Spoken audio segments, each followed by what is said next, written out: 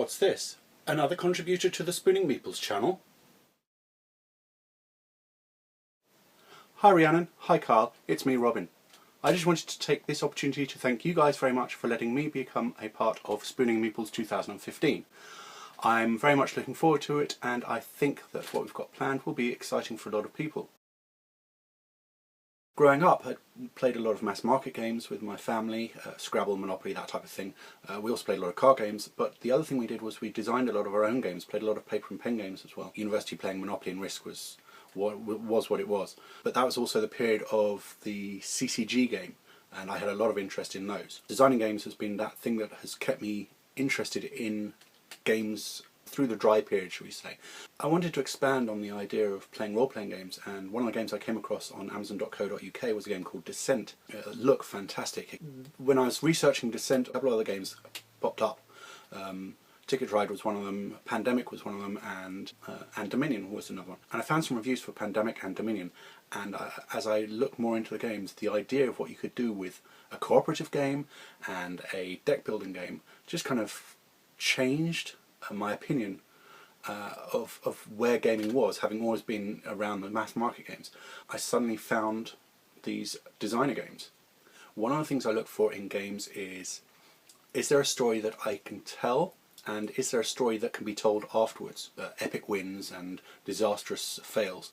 I would say basically I come from this idea of thematic games because I like the puzzle element and I like the story element that some of these games provide. The other thing that these games have given is a high quality of artwork, both on the box cover and within the game, high quality of components, and all these luscious miniatures and painted artwork that companies like Fantasy Flight Games have provided us, means that to the naked eye they're more appealing than most Eurogames are.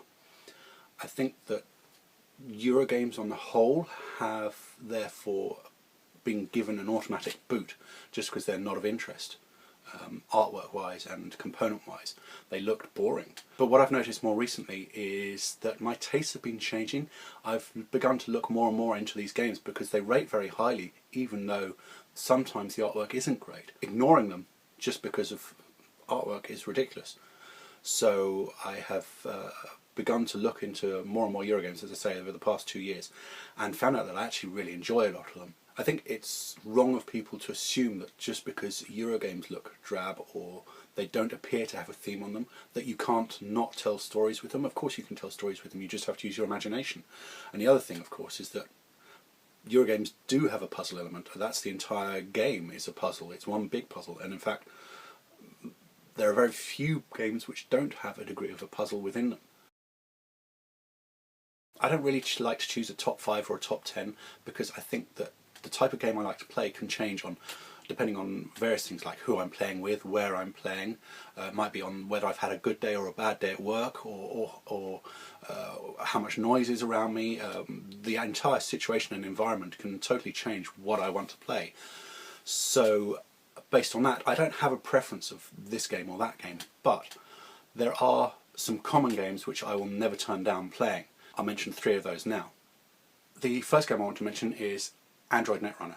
I love Android Netrunner. It's everything I'm looking for in a card game. I'm a big fan of 2-player games. It's deeply, deeply thematic. The artwork is so fantastic and you immerse yourself in the theme. One of the things that people criticise it for, it's got a very steep learning curve, but once you break the learning curve, it's a hugely thematic game and one of my favourites. So Android Netrunner. The next game I want to tell you about is one of my favourite cooperative games. It's Robinson Crusoe from Portal Games. The stories that you can tell within Robinson Crusoe are fantastic, and they change every time you play it because of these event cards which get sewn into the game so that they will come back and there'll be repercussions later based on what you choose to do now.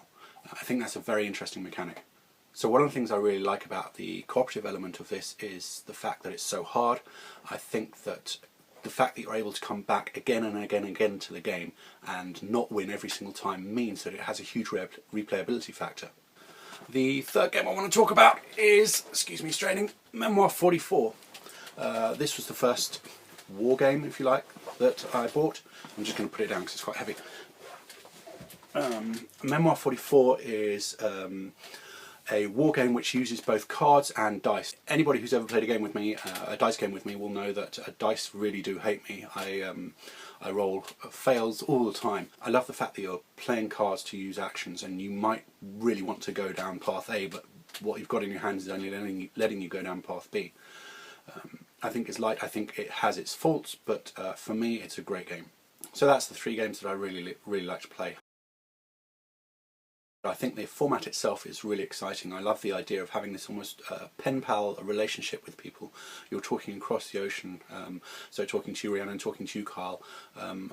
Obviously I know you through Twitter and what have you, but other than that, the chance of me ever getting to game with you guys in real life, unless it's online, is extremely limited. The fact that we can talk about this hobby of ours and share our experiences and tell each other about games that we love is a fantastic opportunity.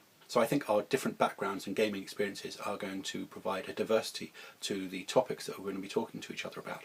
Each gamer is different. The experiences that we have at the table and the people we play with help nurture this different approach to games. And at the end of the day, our board gaming collections are very different from one another. I think that is what's going to be the major draw to me, hearing about your experiences and how they are going to affect the choices that you make for recommending games or how you approach different aspects of the gaming hobby. And I hope that my experiences are also going to reflect likewise on you guys. I hope that we're able to share maybe some online experiences, either through playing games or just hanging out, talking to each other about various things. So that's a little bit about me, my gaming background, and why I want to become a Spooning Meeple. Before I go, I have a question for you guys. I want to know if there's anything that you experienced in our hobby in 2014 that you want to expand on or change for 2015. It might be the way you approach a certain type of game. It may be that you decide every time you roll a d6 you're going to stand up, or it might be that you want to never sleeve a card game again. Let me know what you think, and I look forward to hearing from you guys. Thanks, bye.